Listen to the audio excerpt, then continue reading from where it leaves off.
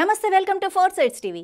ప్రధాని నరేంద్ర మోడీ దేశానికి చేసిన అభివృద్ధి, రాష్ట్ర అభివృద్ధికి చంద్రబాబు ఆవశ్యకత, పవన్ కళ్యాణ్ చరిష్మాలు తన విజయానికి దోహదపడతాయని ఎచ్చెర్ల బీజేపీ అభ్యర్థి నడుకుర్తి ఈశ్వర్రావు ఆశాభావం వ్యక్తం చేశారు. వైసీపీ హయాంలో ప్రజలు అన్ని రంగాల్లో వెనుకబడిపోయారని, నియోజకవర్గాన్ని అభివృద్ధి చెందేలా కృషి చేస్తానని అన్నారు. ఇక్కడ అంతర్జాతీయ పరిశ్రమలు ఉన్నప్పటికీ యువతకు ఉద్యోగాలు లేకుండా పోయాయని చెప్పారు. నియోజకవర్గంలోని మత్స్యకారులకు ఉపాధి అవకాశాలతో పాటు జెట్టీలు కూడా లేవన్నారు. కాబోయే ప్రధాని మోడీ, ముఖ్యమంత్రి చంద్రబాబు నాయుడు, పవన్ కళ్యాణ్ సహకారంతో నియోజకవర్గాన్ని అభివృద్ధి పదంలో నడిపిస్తానని భరోసా వ్యక్తం చేస్తున్న ఎమ్మెల్యే అభ్యర్థి ఈశ్వరరావుతో మా ప్రతినిధి Abdullah face to face. Srikakulam జిల్లాలో రాజకీయంగా చైతన్యం కలిగిన నియోజకవర్గాల్లో ఎచ్చెర్ల ఒకటి. ఈ నియోజకవర్గం అయితే ఇతర పారిశ్రామికంగా, వ్యవసాయ పరంగా కూడా ఉభయ పక్షంలో కూడా అభివృద్ధి చెందిన నియోజకవర్గం. ఈ నియోజకవర్గం నుంచి తొలిసారిగా ఎన్డీఏ కూటమి నుంచి బీజేపీ పార్టీకి అయితే శాసనసభ అభ్యర్థిని అయితే ప్రకటించడం జరిగింది. ఈ స్థానం నుంచి రణస్థలం మండలానికి చెందిన నడుకుర్తి ఈశ్వరరావు గారికి అయితే టికెట్ ఇచ్చారు. అయితే ఈ టికెట్ వచ్చిన సందర్భంలో ఈ నియోజకవర్గంలో పార్టీ తాలూకు విజయావకాశాలు ఎలా ఉంటాయి, భవిష్యత్ కార్యక్రమాలు ఏంటనేది మనతో ఈశ్వరరావు ఉన్నారు, ఆయన అడిగి తెలుసుకుందాం. సార్ చెప్పండి, ఈ ఎన్డీఏ కూటమి తరఫున మీకైతే ఈరోజు టికెట్, బీజేపీ పార్టీ తరఫున మీకు టికెట్ అయితే ఎమ్మెల్యేకి ఇవ్వడం జరిగింది. మీ విజయావకాశాలు ఎలాగ ఉంటాయని మీరు భావిస్తున్నారు? తప్పకుండా ప్రజలందరూ చాలా సంతోషిస్తున్నారు. ఎందుకంటే 1983లో మొదటిసారి నందమూరి తారక రామారావు గారు ఆంధ్రప్రదేశ్లో ముఖ్యమంత్రి అయిన తర్వాత కరువు ప్రాంతం అయినటువంటి ఈ ప్రాంతం అంతా పేద ప్రజలు తెల్లన్నం తిన్నారంటే మొదటిసారి ఎన్టీ రామారావు గారు ఇచ్చిన 2 రూపాయల కిలో బియ్యంతో అన్నం తిన్నారు. మళ్ళీ ఈరోజు ఆంధ్రప్రదేశ్లో ఇటువంటి దారుణమైన పరిపాలన ఉన్నటువంటి వైఎస్ఆర్సీపీ పాలనలో తిండికి, ఆరోగ్యానికి కూడా చూడలేని ప్రభుత్వంలో ఈరోజు మళ్ళీ ఏ ఉపాధి కూడా దొరకని పరిస్థితుల్లో కనీసం కడుపు నిండా అన్నం తినగలుగుతున్నారంటే ఈరోజు కేంద్ర ప్రభుత్వం నుంచి నరేంద్ర మోడీ గారు ఇస్తున్న 5 కేజీల బియ్యం ద్వారా సాధ్యమవుతుంది. మనిషికి 5 కేజీల బియ్యం ద్వారా. అటువంటి నరేంద్ర మోడీ గారికి ఏ విధంగా మనం కృతజ్ఞతలు చెప్పాలి అనే ముఖ్య అంశం మీద ఈరోజు ఆంధ్రప్రదేశ్ ప్రజలందరూ కూడా నరేంద్ర మోడీ గారికి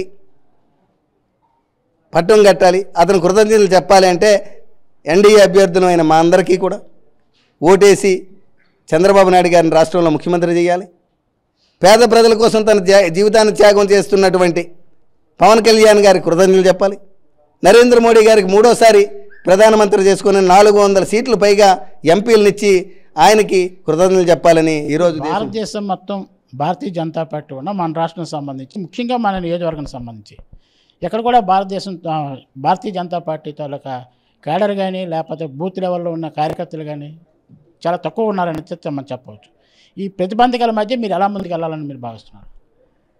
మొదటి నుంచి కూడా తెలుగుదేశం, భారతీయ జనతా పార్టీ సుమారు 2 సమభావాలు కలిగి పనిచేస్తున్న పార్టీ. 1983కు ముందు జనతా పార్టీ ఉన్నప్పుడు కానీ, తర్వాత నందమూరి తారక రామారావు గారు తెలుగుదేశాన్ని ప్రైవేట్ పెట్టినాక కానీ మొదటి నుంచి కూడా చాలా సందర్భాల్లో కూటమిగా పనిచేసిన సందర్భాలు ఉన్నాయి.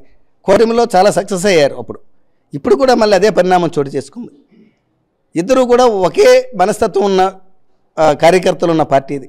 అంచేత ఇక్కడ భారతీయ జనతా పార్టీకి పూర్తిగా ప్రతి నియోజకవర్గంలో కార్యకర్తలు లేకపోవడానికి కారణం, పూర్తి స్థాయిలో లేకపోవడం కారణం అంటే ఇందులో ఉన్న కార్యకర్తలు అందులో ఉంటారు మ్యాక్సిమం. ఈరోజు ఎచ్చెర్ల నియోజకవర్గంలో 2019లో తెలుగుదేశం ప్రభుత్వం నుంచి నేను బీజేపీలోకి వచ్చినాక, తెలుగుదేశం పార్టీ నుంచి బీజేపీలోకి వచ్చినాక బూత్ స్థాయిలో పనిచేయడం జరిగింది.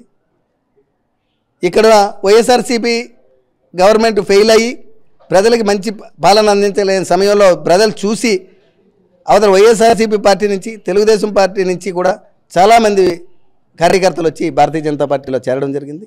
ఈరోజు నా పనిని గుర్తించి, మా కార్యకర్తలు చేసిన పనిని గుర్తించి 25,000 మంది సభ్యత్వాలు చేర్పించాం. ముఖ్యంగా మీరు రేపు పొద్దున ఎన్నికల క్షేత్రంకి వెళ్ళే ముందు ప్రజలకు ఏ విధమైన భరోసా ఇవ్వాలనుకుంటున్నారు మీరు ఈ నియోజకవర్గ ప్రజలకు సంబంధించినంత వరకు? ఎచ్చెర్ల నియోజకవర్గంలో ప్రథమంగా మనకి మంచి ఆర్థిక వనరులు ఉన్న నియోజకవర్గం, అటువైపు తోటపల్లి కాలువను పూర్తి చేయాలి, మడ్డువలస కాలువను పూర్తి చేయాలి. ఆ 2 పూర్తి చేసి రైతులకి తాగునీరు, సాగునీరు రెండింటినీ కూడా అందించాల్సిన అవసరం ఉంది. అది చేస్తే చాలామంది రైతులకి, రైతు కూలీలకి కూడా ఉపాధి పూర్తి స్థాయిలో కలుగుతుంది. వలసలు పూర్తిగా నివారించే అవకాశం, 2 పంటలు పండిస్తే వలసలు నివారించుకునే అవకాశం జరుగుతుంది. అదే సమయంలో మనకి ఎచ్చెర్ల మండలంలో ఉన్నటువంటి ఎడ్యుకేషన్ హబ్స్ ఉన్నాయి, ట్రిపుల్ ఐటీ ఉంది, యూనివర్సిటీ ఉంది, ప్రైవేట్ యూనివర్సిటీలు చాలా ఉన్నాయి. వీటన్నిటిలో కూడా మంచి ఎడ్యుకేషన్ని అందించే అవకాశం మనకు దొరుకుతుంది. అలాగే పారిశ్రామిక వాడ ఒకవైపు రణస్థలం పారిశ్రామిక వాడ ఉంది. ఈ పారిశ్రామిక వాడలో ఎన్నో ఫార్మాన్యూటికల్ కంపెనీస్ ఉన్నాయి. వాటి వ్యర్థాలను అనుభవిస్తున్నాం కానీ వాటి ప్రతిఫలాన్ని హెచ్ఎల్ నియోజకవర్గ ప్రజలెవరూ కూడా అనుభవించలేకపోతున్నారు.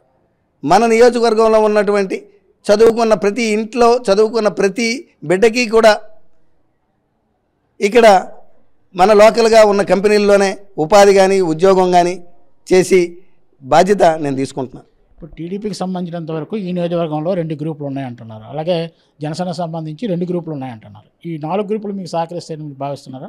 అసలు గ్రూపులే లేవండి అక్కడ. అంతా ఇది ప్రతిపక్షాలు ఏదో బురద చల్లే కార్యక్రమాలు చేస్తున్నారు తప్పించి జనసేన పూర్తిగా ఏకంగా పనిచేస్తున్నారు. నేనంతా నాకు జనసేన కార్యకర్తలు అందరూ కలిశారు. అందరూ కూడా వాళ్ళు ఒకే తాటి మీద ఉన్నారు. వాళ్ళ ఎక్కడ తేడా లేదు. అదేవిధంగా తెలుగుదేశంలో కూడా గ్రూపులు అంటూ ఏమి లేవు. ఇప్పుడు నాయకులను ఉన్నాక నాకు సీటు కావాలని అడగడం తప్పులేదు. అడిగినంత మాత్రం వాళ్ళ గ్రూపులు కాదు. ఎవరికి సీటు వచ్చినా అందరూ కలిసి పనిచేసే పార్టీలు ఇవి. ఈ సందర్భంగా ముగ్గురులో కలిసిట్టి అప్పలనాయుడు గారు సీట్ అడిగారు, నా సోదరుడు కలిసిట్టి అప్పలనాయుడు. అలాగే మా గురువు గారు కళా వెంకట్రావు గారు హెచ్ఆర్లే కోరుకున్నారు. కానీ వాళ్ళకి ఇవ్వాల్సిన స్థానాల్లో ఈరోజు చంద్రబాబు నాయుడు గారు మా గురుగారు కళా వెంకట్రావు గారిని చీపురుపల్లి స్థానం నుంచి, అంటే అది ముఖ్యమైన ఇంపార్టెంట్ చీపురుపల్లి కాబట్టి ఆయన పెద్ద నాయకులు, ఆయన సీనియర్ నాయకులకి ఆ స్థానం నుంచి పోటీ చేయమన్నారు. అదేవిధంగా ఎన్డీఏ అభ్యర్థిగా హెచ్ఆర్ల అసెంబ్లీని నాకు ఇచ్చారు. అదేవిధంగా సోదరుడు కలిసిట్టి అప్పలనాయుడు గారికి కూడా ఈరోజు మన విజయనగరం పార్లమెంటరీ అభ్యర్థిగా వారికి ప్రకటించడం జరిగింది. హెచ్ఆర్లో కోరుకున్న 3 నాయకులకి కూడా ఈరోజు 3 స్థానాలు కేటాయించి న్యాయం చేశారని చెప్తున్నారు. ముఖ్యంగా మన నియోజకవర్గం సంబంధించి అసలు రణస్థలం మండలం అవ్వచ్చు, అసలు హెచ్ఎల్ మండలం అవ్వచ్చు, ఫిషర్మెన్ కమ్యూనిటీ ఉంది. వీళ్ళంతా ట్రెడిషనల్ ఫిషర్మెన్స్ సముద్రంకి వెళ్ళి వేటకెళ్ళిన అనేక సందర్భాల్లో ప్రాణాలు కోల్పోయిన సందర్భాలు కూడా ఉన్నాయి. మీరు కూడా రణస్థలం మండలం హెచ్ఎల్ మండలంలో పర్యటించిన సందర్భాలు కూడా వారికి ఎటువంటి భరోసా ఇవ్వాలని మీరు భావిస్తున్నారు? వాళ్ళకి ఏమైనా యాక్షన్ ప్లాన్ ఏమైనా మీ దగ్గర ఉందా? ఉందండి. మత్స్యకార సోదరులు వలసలు వెళ్ళిపోయి చాలా నెలల పాటు దూరంగా ఉంటుంటారు. వాళ్ళ కుటుంబాలకు దూరంగా ఉంటున్నారు. ఈరోజు ఆ పరిస్థితిని మేము కేంద్ర ప్రభుత్వానికి తీసుకొచ్చి భారతీయ జనతా పార్టీలోకి వచ్చినాక మేము మా అధ్యక్షురాలు పురంధేశ్వరి గారి ద్వారా కేంద్ర ప్రభుత్వాన్ని తీసుకురావడంతో ఈరోజు మొన్న 3 నెలల క్రితమే మేము కేంద్ర మంత్రిని కూడా 2 మంత్రుల్ని రూపాలాల గారిని అలాగే మురుగన్ గారిని కూడా తీసుకురావడం జరిగింది. బుడగట్లపాలెంలో ఒక సభ ఏర్పాటు చేశాం. అందులో మన రాష్ట్ర మంత్రి శ్రీ అప్పలరాజు గారు కూడా అందులో జాయిన్ అయ్యారు. ఆ సభలోనే ప్రకటించారు, ఈరోజు 350 కోట్ల రూపాయలతో అక్కడ జట్టీలు కడుతున్నాం. జట్టీలు వర్క్ కూడా ప్రారంభం అయిపోయింది. జట్టీలు పూర్తి అయిపోతే మత్స్యకారుల సోదరులందరికీ కూడా పూర్తి స్థాయిలో ఉపాధి దొరుకుతుంది. ఆ జట్టీలను అనుసరించి ఒక ఫిషింగ్ హార్బర్ తయారవుతుంది. దాని ద్వారా మత్స్యకారులే కాదు చాలామంది బయట వాళ్ళు కూడా అక్కడ ఉపాధి అవకాశాలు, ఒక వాణిజ్య కేంద్రంగా ఈరోజు హెచ్ఎల్ నియోజకవర్గం త్వరలో చూడబోతున్నాము. ఇది బీజేపీ అభ్యర్థి ఈశ్వరరావు తాలూకా అభిప్రాయము. అయితే కేంద్రంలో ఉన్న నరేంద్ర మోడీ హవాతో పాటు రాష్ట్రం సంబంధించినంత వరకు చంద్రబాబు నాయుడు చేపట్టిన సంక్షేమ కార్యక్రమంలో చంద్రబాబు ఉంటేనే రాష్ట్ర పురోగతి చెందుతుందని అయితే ప్రజలు భావిస్తున్నారు. ఈ 2 కలిసి వస్తే దాంతోపాటు జనసేన తాలూకా ఈ చరిష్మా కూడా మాకు కలిసి వస్తుందని అయితే చెప్తున్నారు. 3 కూటముల అభ్యర్థిగా తాను విజయం సాధించి చంద్రబాబు నాయుడు బహుమతికి ఇస్తామని కూడా తెలియజేస్తున్నారు.